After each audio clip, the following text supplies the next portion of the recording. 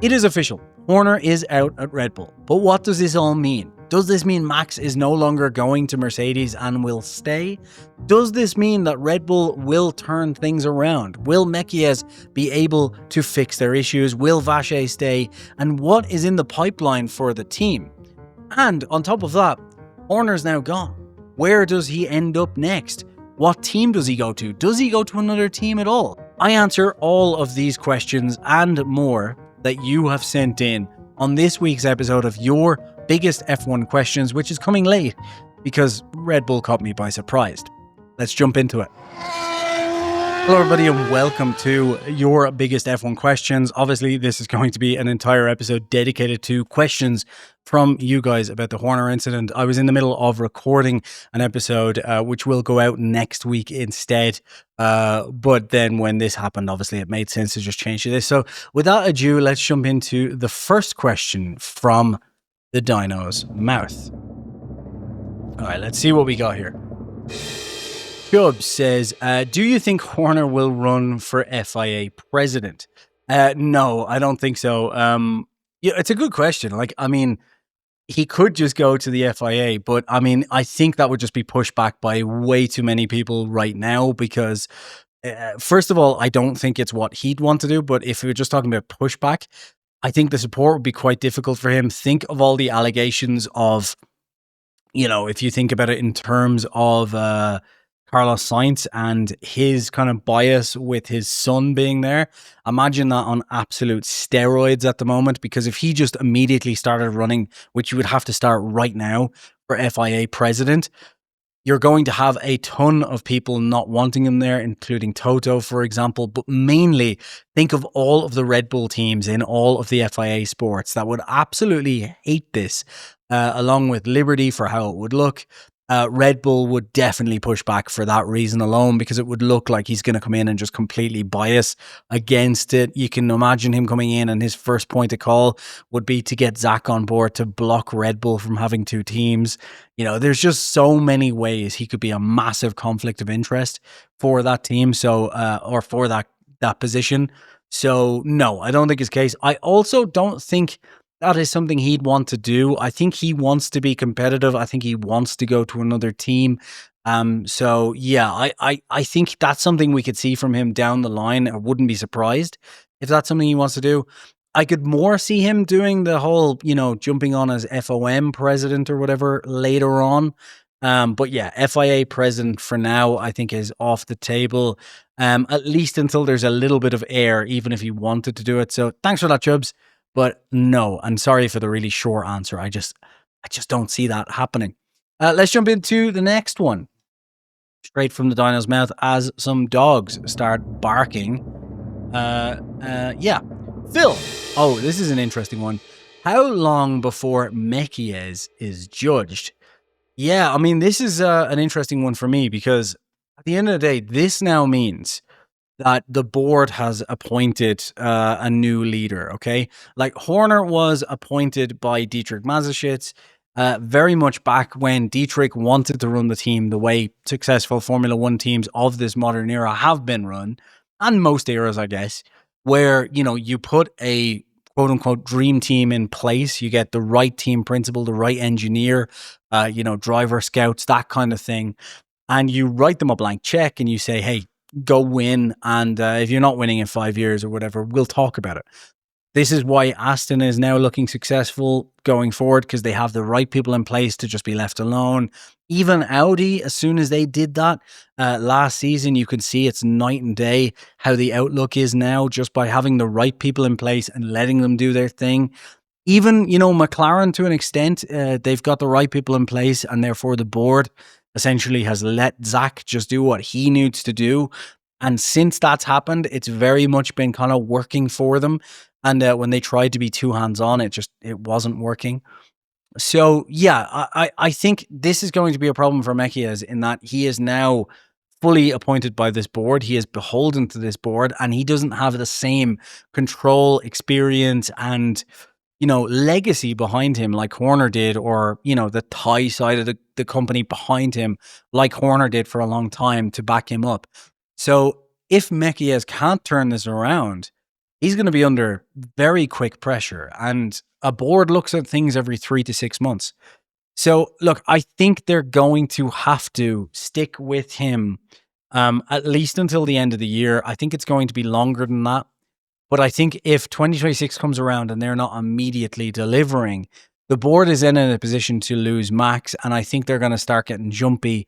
And that's when they'll swap Mekies out. So I'm going to say mid-season next year is when he's going to seriously come under pressure.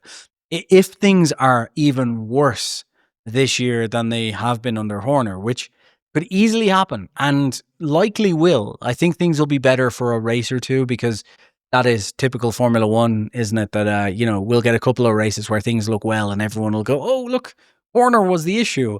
And then things will start to fall apart and they'll be like, oh, well, who do we blame now? But yeah, I think things will be fine for a couple of races. But all of the things going on right now, there's going to be a lag time. So any good decisions that Horner and Vache and stuff have made since the problems of this season, those will lag and start to show up over the next few weeks and couple of months. But then it's going to very much be, by the end of the season, Mekies on his own. And if things go badly, I mean, we could see an end of season switch. The problem now is going to be it's Jos and the board essentially calling the shots now. And that's a measure for Ferrari-esque kind of rotating door of problems. So could be quick. It could be quick. Thank you for the question. Jill jumps straight to the point here. Can Red Bull win without Horner? Yeah. Look, of course they can. They can. I just think that the problem they're going to face is that it's not like they've got a kind of completely well-oiled ship that anyone could take over right now that has everything set up going towards the future. There's clearly a lot of problems, a lot of fires to put out. There's clearly not a lot of faith in the technical leadership of Vache, for example. And I think the problem now is that when you have kind of a strong team principal in place or a CEO in place, like we've seen with Toto, like we've seen with Horner, like we've seen with Williams, with James Vels now, you can kind of have someone who sits there, looks at the problems, addresses them over time and says, hey, okay, we don't need to change the technical leadership. Actually, it's just that we went down this path and we need to come out of there and go down here. And now we've gone down this path, but we found these other issues. And you're slowly fixing things and putting out fires and so on over time. And the problem with a board running the team is that essentially isn't allowed to happen. A board looks at everything in 3-month terms, in quarterly terms. And the board is going to basically look at this now every 3 months and reassess progress. And the problem with that is that Laurent Mekies is going to have to, every 3 to 4 months, find some big performance gain or a clear problem that they can blame and keep doing that over and over again. And as soon as he stops being able to make any progress, if the team isn't winning by that point, then he'll start being moved out, as I said just with the question before. And we're seeing this right now in, Ferrari is the perfect example of this, right? Because Red Bull has everything it needs to. There was actually a comment on one of my videos that basically said, sure, the team principal does nothing. Red Bull is so big, they don't need a team principal. And my answer to that is, what the f are you talking about? Ferrari is the perfect example of this. Ferrari has unlimited resources, essentially, massive amounts of technical skill, especially from its road cars, from Le Mans, everything else that it could pull in whenever it wanted to, realistically. The most modern solutions in terms of wind tunnel, simulator, CFD, all of those things. World-class drivers. It has everything it needs to succeed, and it doesn't. And the reason for that is when everything in Formula One is about the fine details. And we've seen this with big teams, with correlation. Look at Mercedes, they've got the best CFD and wind tunnel, and they've got the best engineers, and they've got this great team. And even then, you get problems where, the correlation doesn't work between this and on track. And you need a team leader there who can spot when something or someone just isn't performing versus someone who is performing. It's just there's lots and lots of fine little details to fix. And the board just won't let that happen. They'll just see it as, oh, well, he's just giving us excuse after excuse for 3 quarters now. So out the door, bring in the next person. That person comes in, then has to spend 3 months just assessing the situation again.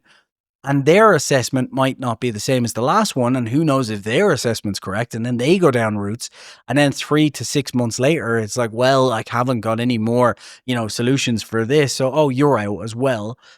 Obviously, 3 to 6 months is an exaggeration, but look at Ferrari. Like, if you really think a board can run a team, just look at Ferrari. It's obvious. Look at Audi. As soon as, like I said, Audi swapped over from being board run, boom, things started coming together for them straight away. This is going to be a board run team. It's going to be now, because Mekies is just going to be under severe scrutiny from the team in a way that Toto and Mattia even now, and Andy Cowell at Aston, and James Vels and all of these guys aren't. They are, if James Vels, for example, is another great example of, they've put someone in charge, they've given him a couple of year runway to build things out. And Red Bull clearly won't give that position because they made this decision so highly, so quickly, when realistically they should have given it at least until the end of the year. So can they win? Yes. I just don't think they will, because I think that clearly this season's a write-off. Next season, they're going to have to contend with an engine project, the leader of which is now essentially gone. I know he's not the direct leader, but the guy who put it in place with the vision, the plan, everything is gone. They're probably going to get rid of Vache, or at least, bring someone else in who can help with that, or get him under enormous amounts of pressure. They then have to figure out how they change their entire development cycle that they've been using for 5 or 6 years without Newey, or more than that probably, without Newey, to create a more balanced car to work not just for Max, but for the other driver as well, while they're under severe pressure from Max's camp to keep Max and therefore keep the car perfect for him. I think this is way too much pressure on anyone who's not been running it for a long time. And I think anyone else who comes in is going to be, they're going to be under more or less the same pressure that Horner was, because he was getting huge pressure from the board and know less about the team and personnel. And on top of that, we'll probably get into with a question later on, wherever Horner goes, he's going to pull a shit ton of those staff out as well. So they're going to start hemorrhaging staff as soon as he makes a decision about where he's going. Because even if they don't follow him, they're going to start thinking about other places to go. And then all of that said, if they don't deliver next year, if Max is still there next year, they're going to have to replace him as well. I don't know. I don't think they come back from this. I really don't. I think this was the wrong call. Probably obvious by how I said it. Sean, one of our wonderful subscribers, commented this on a post I put, and it wasn't a direct question, but there was a part in here that was a question, and I think it jumps into something that's interesting, which we do need to talk about, which was, it was Horner or Max, and they chose Max. I'm not sure that was a great move. Now, I have already kind of touched on parts of this, but this does seem to be the situation. It seems to be a situation of, essentially, Max's camp wasn't happy with performance, which is fair enough. The car has been second fastest on average. It's clearly tricky to drive. It's not world championship worthy. There's talk about how, next year's engine's not going to be great and so on. But it seems like Jos in particular, it didn't seem like, it's obvious that Jos in particular, as well as Max's camp, have either convinced Max or just, Max is happy enough to kind of go along with them because, I get it. They've done him right in the past. He trusts them, whatever. They have basically been absolutely convinced that Horner is the reason for these issues. The board doesn't like Horner anyway, with the Austrian board, because Horner has huge control over Milton Keynes, and therefore, that cuts into a lot of the control that the board has anyway. So, immediately then you get a situation where the board looks at this as an ultimatum, and maybe it was a complete direct ultimatum put across to them. I guess this will all come out in the wash over time. But, they have to decide. Did they keep Horner or did they keep Max? And they chose Max. And as Sean says there, probably not the best decision. And, for a variety of reasons that I've already talked about, I don't think it's the right decision either. Because, look, I think this brass tacks is that even if Max decides to stick around now for 2026, and I would hope that the board has, confirmed that before firing Horner. But even if he does, there's nothing to stop him leaving at the end of 2026. So you want to basically focus on building the best team and the best car. And drivers come and go all of the time, and unfortunately, like the way F1 works is it's 90% about the car anyway. Maybe 80% the car, 10%, strategy, or 70% the car, 20% strategy, all those things. All I know is 10% is the driver. And that might seem like a dig at the drivers, but 10% is a huge amount in Formula One. Let's not underestimate that, especially if you look in lap times, for example, from first to 20th, it's like 5%, 4% of a lap, 3% of a lap, in the difference between them in terms of, 6/10, 5/10, whatever it may be, a second even, would be like 5% of the entire lap time is down to just drivers making the difference. Even if you eradicated like car difference, for example. I'm not explaining that correctly, but you know what I mean. So you're talking like the driver does make a small difference, a small but very significant difference.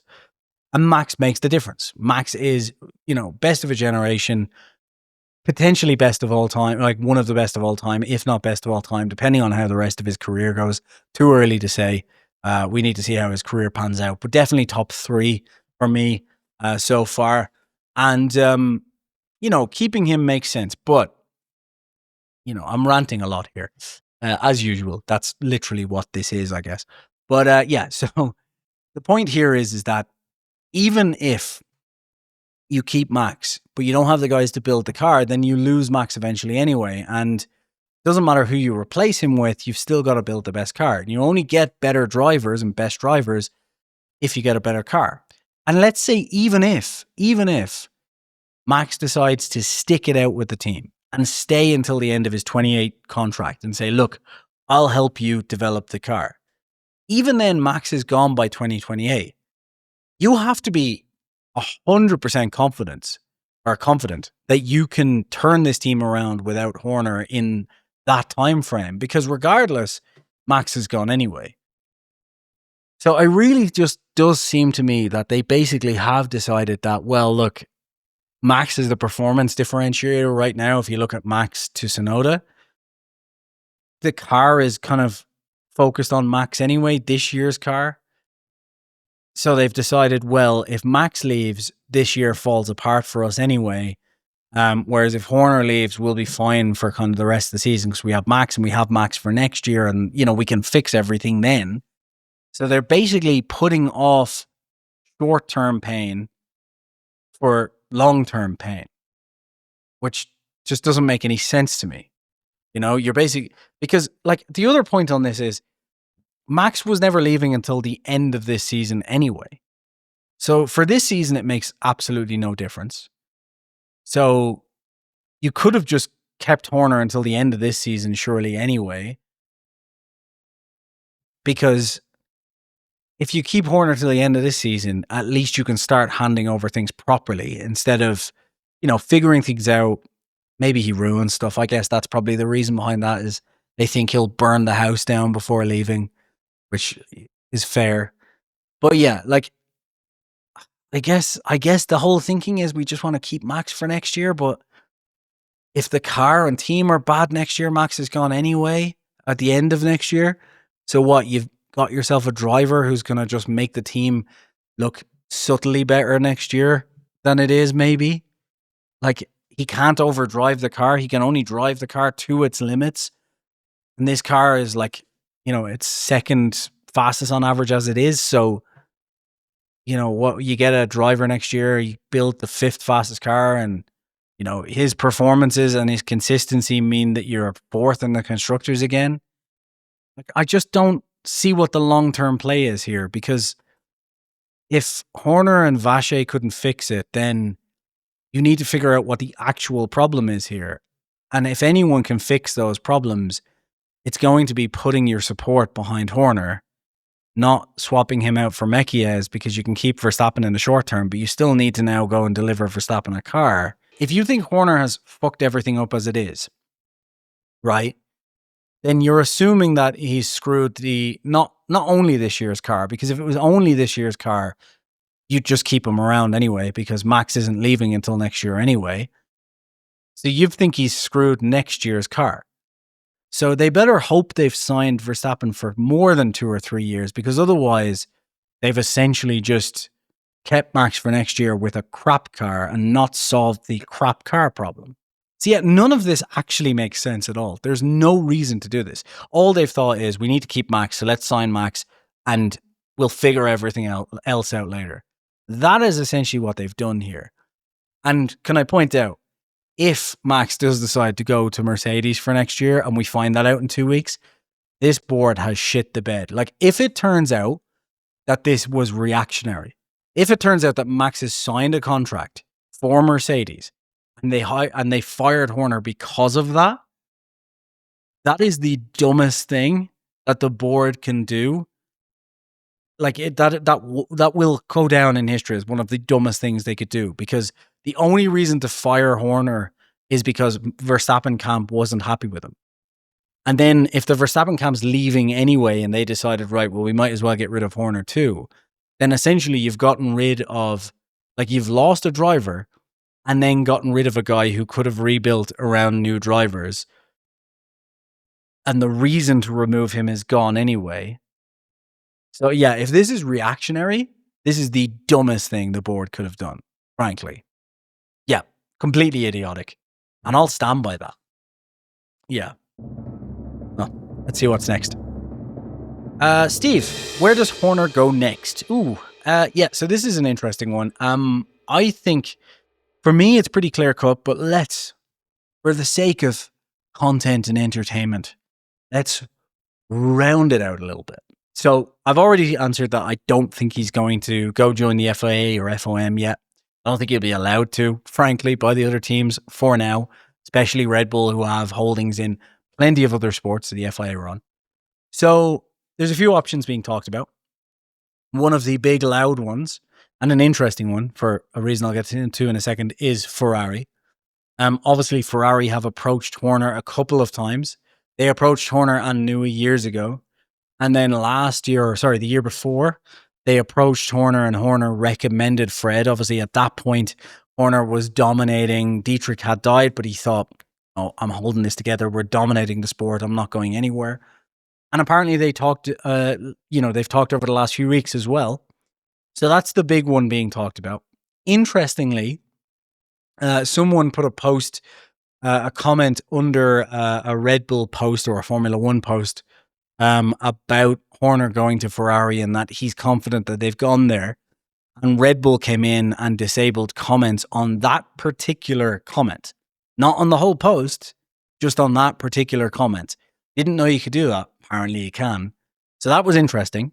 Are they worried that that's what's going to be there, to the point where they don't want discussions getting out about it? But if I'm honest, I'll be very surprised if he goes to Ferrari. I am aware that most of this episode will come back to bite me at some point, but that is what commenting on F1 is all about. But the point is, I don't think he will go to Ferrari. There's a few reasons for this. I think the key one for me is that Ferrari is too much like Red Bull will be right now, in terms of, if he goes to Ferrari, he's going to be constantly trying to appease the board and John Elkann, who over the last decade, which is the reason why I think he didn't want to go there in the first place, they have been team principal trigger happy. I think the key reason, the other key reason, and probably the bigger reason, is that I reckon after this experience, given that he's given Red Bull so much over the last 20 years, I get why people don't like Horner. I'm not a huge fan of him as a person, if I'm honest, but as a team principal, as a sporting legend in Formula One, he is the second most successful team principal of all time. The things he's done have been absolutely incredible. And he's given that team everything. everything over the last 20 years. And after a little bit over 12 months of bad performances, out the door. And the reason I bring that up is he's clearly not going to want to be in that position ever again. I think he's going to want fucking revenge, personally. That seems like the type of guy Horner is. But yeah, I think that's a reason why he's going to only want to go somewhere where he can get part ownership to the point where he has an equal say, or at least a say in the board, like Toto has. So I think that's what he's going to be pushing for, which is just not going to happen at Ferrari. Let's be honest. So I think that's, not going to happen. So the other options realistically are Audi, Cadillac, Aston Martin, and Alpine. Audi, I think, could be a shot. He would probably have to go as CEO, and that might suit him better. Maybe he goes in as CEO, replaces Mattia Binotto, gets a part ownership, because Audi does want to follow the same leadership structure as Mercedes. Therefore, it's a works team as well for him, which we know has been important. It's a team he can build up. If they had a choice between Mattia and Binotto, it might be one to go for. It could be there. Doesn't feel right to me, though. I think they've kind of hedged their bets here. And I don't know if Jonathan Wheatley would be absolutely delighted about it. Maybe he would if it's CEO and team principal, but, who knows? It just doesn't feel right to me. Cadillac, I think Cadillac could be one because they are planning to build their own V8s or V10s or whatever the next engine is. So that will lead to be a works team. They could, GM, think about giving him part ownership, Mercedes stake. If they were going to do that for anyone, it would be Christian Horner. So that could happen. But I think it's too early stage. And I think that if Horner joins that, he's not going to want to go to a team where it's absolutely like you're essentially going to be last on the grid for at least a couple of years, because I think he wants revenge. And therefore, it's just the type of guy he is. And therefore, that leaves Aston Martin and Alpine. Aston Martin, I've seen a lot of people shout about this. And the blowback I would have is I wonder how Newey would feel about that. But then they are still family friends. They had their little offing. But Newey essentially, from what I could see, left because it was just getting too political, too much turmoil, too much tabloid shite going on. And it wasn't so much that he fell out with Horner, because they seem to still talk, they're family friends. So I don't think that in itself is the issue. I just think that Newey has now struck out on his own with this new project. Andy Cowell is there. I think that, Horner probably doesn't have the money to actually buy into a team in the way that Toto was able to, for example. And I don't see Aston kind of gifting him a third of the team just to come and run it when they already have Andy Cowell, they have Newey, they have all these people. Is Whitmarsh still there on the car side, right? I think. So I don't see Aston. For me, it comes down to, I think, and if I had to bet on it right now, I think it's going to be Alpine. The reason being a few. First of all, I think that he's going to want to take a lot of staff with him. And, he could do that at Silverstone with Aston. So that does leave them there. But even closer is Enstone. In fact, from what I heard today, it's actually the same distance for him and most of the staff to go from their homes to Milton Keynes as it is to go from their homes to Enstone. That doesn't sound right to me as a person who's lived in Hemel Hempstead in London before. Sounds like it's a bit further to Enstone, but I could be wrong there. But anyway, I just can't remember off the top of my head. So yeah, I think it's Alpine for that reason, right? It's an easy commute for him. He doesn't have to upsticks his family like he would have to with Audi, or with Ferrari, for example. A main point is that he is going to want to gut all of his favorite staff from Red Bull. He's going to know who performed, who didn't in there, and he's going to want to try and pull them as quick as possible. The way Milton Keynes feels about him and the way I expect things to go for Red Bull, I think he'll get a lot of them. So it's an easier sell to get them to come to Enstone.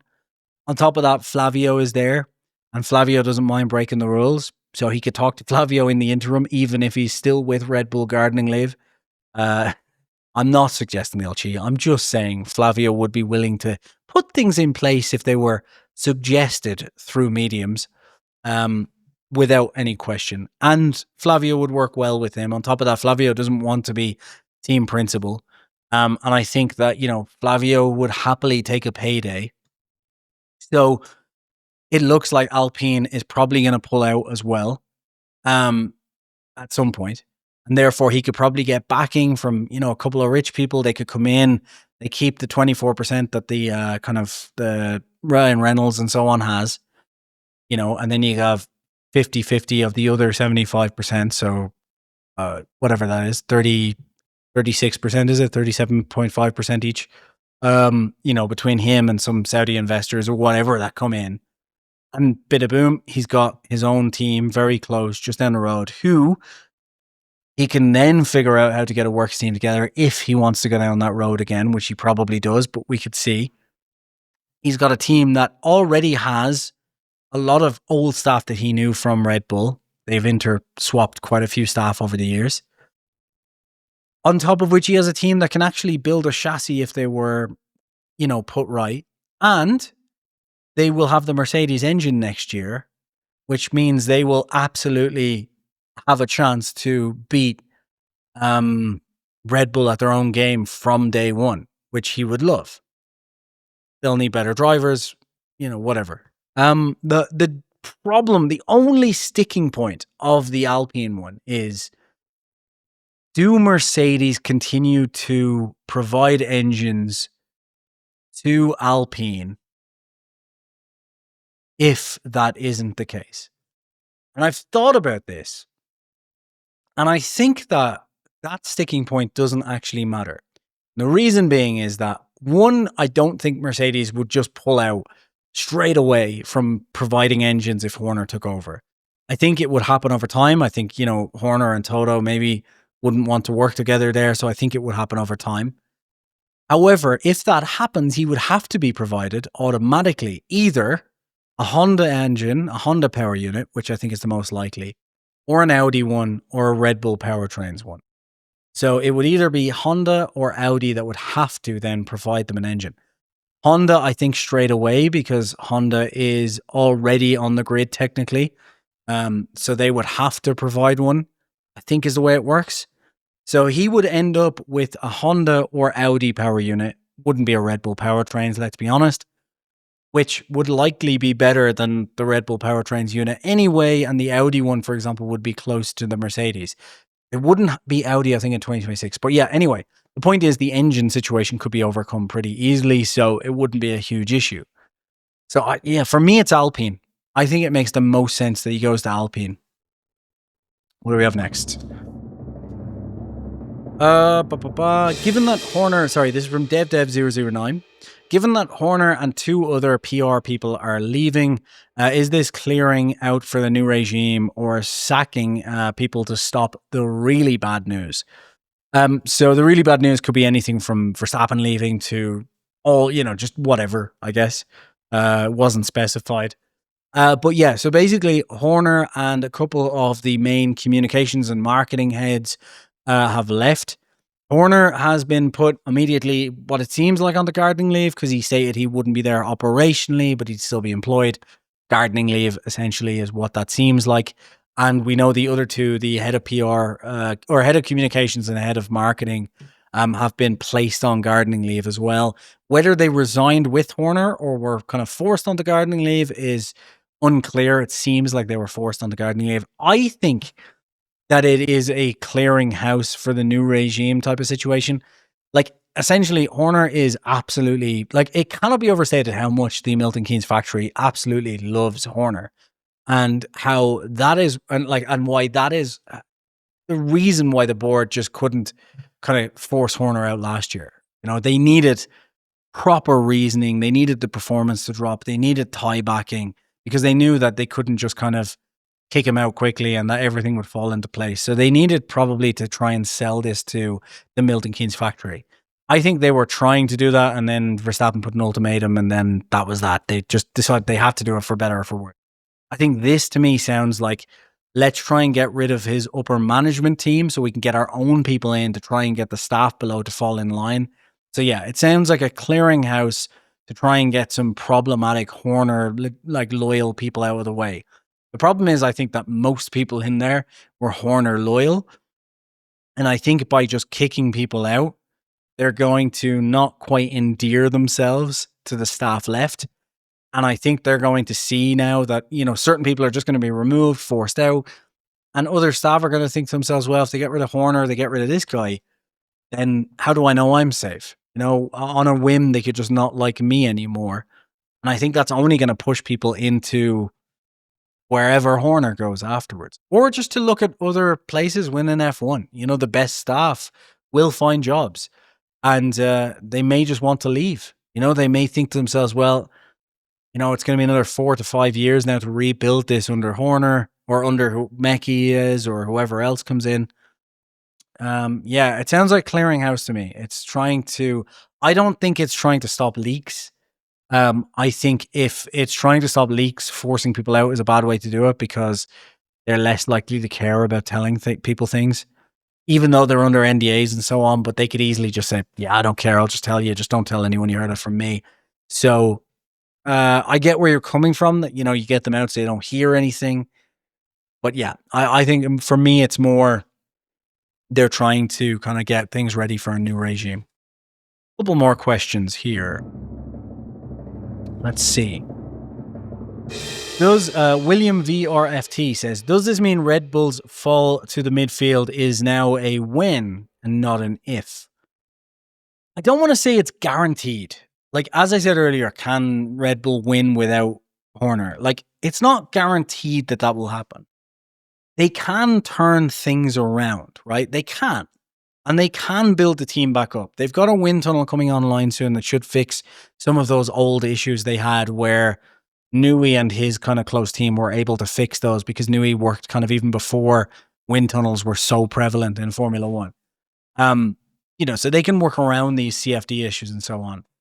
They're building the new wind tunnel. They can fix the engine issue. They've got a lot of good people there. They can hire the right people and make the right decisions. So they shouldn't go to the midfield. They have a lot of money there. The problem is, I think that right now, and especially coming into 2026 and beyond, Formula One is entering a time, unless things fall apart, unless we get a huge recession, thanks to America doing crazy things. The problem is now that everything is much, much tighter for everybody. So like, if you think about it, Ferrari is doing a woeful job and, but they're still a top tier team, right? They can still bounce back. Mercedes is likely to bounce back. McLaren have fixed their issues and are no longer midfield. And given what their team looks like, they're unlikely to be midfield in 2026 either, right? If Horner goes to Alpine, he can start turning that around. He's done it in the past. There's no reason why he can't do it at another team. He's a young guy. He can still do it. He's 51. Not that old, right?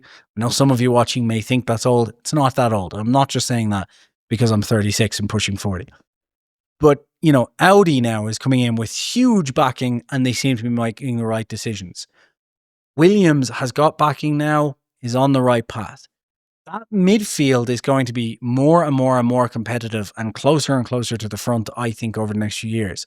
And I think that's where the problem is going to be, where Red Bull can't afford to make Ferrari-esque decisions anymore because the gap between first and last is shrinking over time. Well, first and Haas.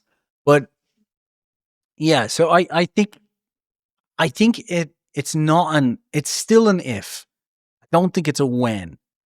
But the problem is going to be if they get to the point where in 12 months' time, they are installing a new team principle, then yes, I think they're going to have a McLaren, a Williams period of just being in the midfield. Like if Mekies doesn't work out, and instead of keeping Mekies and trying to figure out where the issues are, they just replace Mekies. Then I think they're going to slowly slump back to the midfield. They're going to have a McLaren period. And then it's a question of, do they put another Horner, Zach Brown, a Toto-like figure in place and, just go, right, look, it's going to be painful now for 3 to 5 years?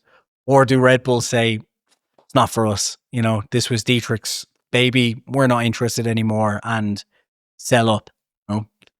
So I think it's still an if, but it could become a when very, very quickly. All right, next. Jeffrey, will Max stay at Red Bull? This is one that I think, probably should have been earlier in the episode, but I guess here we are. Look, I think it has to be a situation, right, where Max is now staying at least for 2026. I think 2027, all bets are off. It depends on how things go for 2026. But I think for 2026, and this is probably going to age like milk when tomorrow it's announced he's leaving. I think he will stay for 2026. Because at the end of the day, I think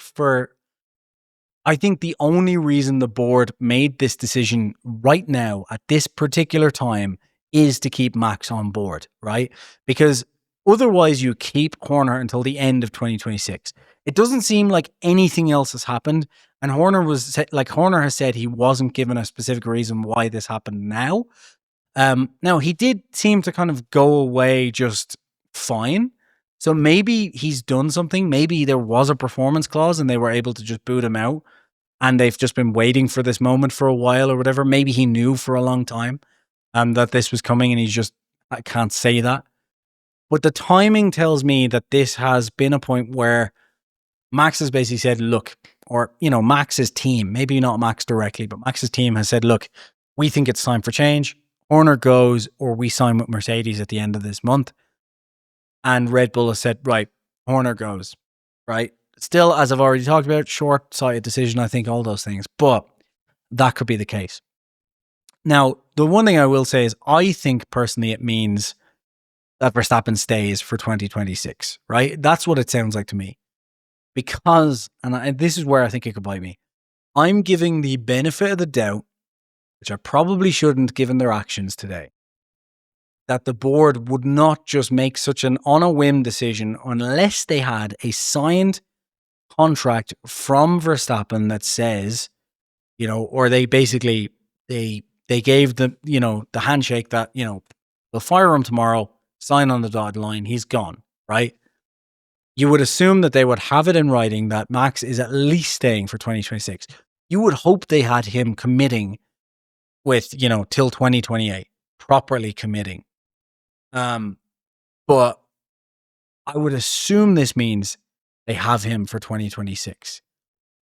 If Verstappen goes at the end of this, this month and signs for Mercedes after they've fired Horner, and as I said earlier, it was reactionary, it is literally the dumbest move they could make. That's this Horner episode. I've ranted enough. Thank you so much for watching. Please let me know what you think in the description below. In the comments below, whether you think Max will stay, whether you think it was a good decision to get rid of Horner, and let me know your questions for next week. I'll continue to record the one I was recording earlier. Thank you so much. Don't forget to subscribe. See you soon.